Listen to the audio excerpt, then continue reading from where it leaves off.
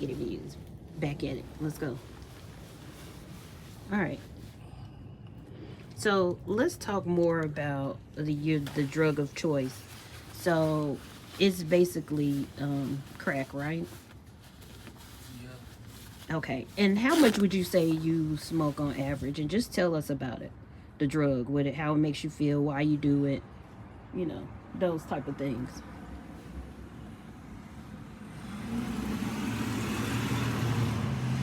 Well, there's not really a reason why it started. It was just because,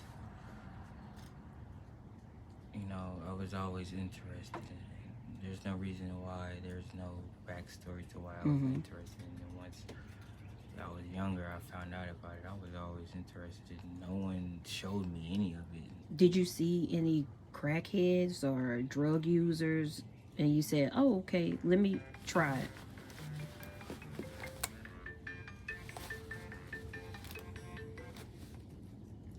Only on TV, nothing in my face. Nobody in my face where I was outside and nobody. I would never go around that kind of stuff. Only on TV, with the stereotypes will label them as and Mm-hmm. how they treated them and stuff like that. But they don't call themselves that. Once you understand that they don't Well, live that tell life. me about it. What do they call themselves? And They say smokers. just smokers? Just Okay, smokers. because I I need to be mean, educated. why do you have? You're only labeling it because you're the outside Right. looking in, Okay. and that's okay. And they say that's okay. We say that's okay. Mm-hmm.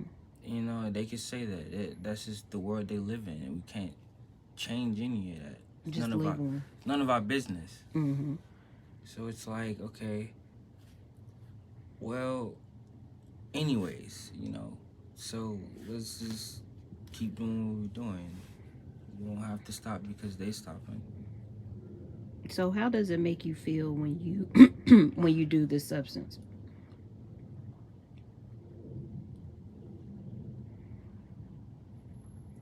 Like I'm distancing myself away in a crowd full of people, seeing everybody's intentions, but then at the same time, it just makes me feel like I don't need to because it's like a chill through your body, you know what I'm saying? That just continues on for a couple hours. It doesn't go away it's like weed on steroids, but in your mind. Mm-hmm. And you know what I'm saying? I don't like comparing other drugs with other drugs, but Yeah. we like to get some green with the dope and mix it in, and then you know what I'm saying? They don't cancel each other out unless you let it. You know what I'm saying? You let that paranoia hit you or get you. You know what I'm saying? And then it's just like you can do one without the other. You don't really need both every time. And I don't like being on that level where people need both every time. I got this, now I need that. I Mm-hmm. got that, now I need this. I don't like being on that level, so that's when I find a stopping point. You know what I'm saying? That's what I was gonna ask you next. You don't see it going above like what we just mentioned. It's just gonna stay at um, probably like the crack and weed. You don't see yourself like trying anything else. You know, hell no. I'm not gonna hold you Good. because I had a phone growing up. I never was interested in ayahuasca or heroin or Mm-hmm. what the Yeah. fuck or none of that other stuff. Uh, I was interested in acid, but acid kicked my ass one night, sent me to the hospital, Oh my God. and after that, it was like when Thanos knocked the Hulk out of the Hulk. You know what I'm saying? And the Mm-hmm. Avengers. I ain't want to come back to it, and you know what? I'm not.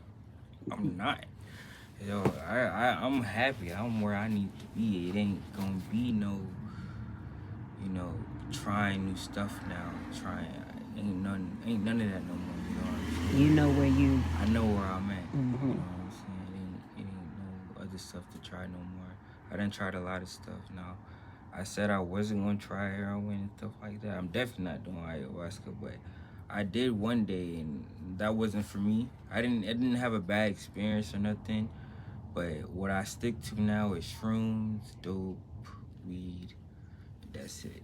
I feel like that's all I really cycle myself into Mm-hmm. that actually gives me new experiences and continuations of peace and happy and positive vibes. And it's like sometimes it ain't gonna always be like that, and that's what the older people are trying to tell us. Like, that's why I don't know how to get high no more, because y'all so worried about what the next person is doing or what they taking from you. You're not worrying about growth. You know, there's no growth anymore. There's no real growth, and they feel like that's what's happening. So the new generation is falling through drugs and just falling through depression, silent depression and stuff like that. They don't know what love is anymore. Mm-hmm.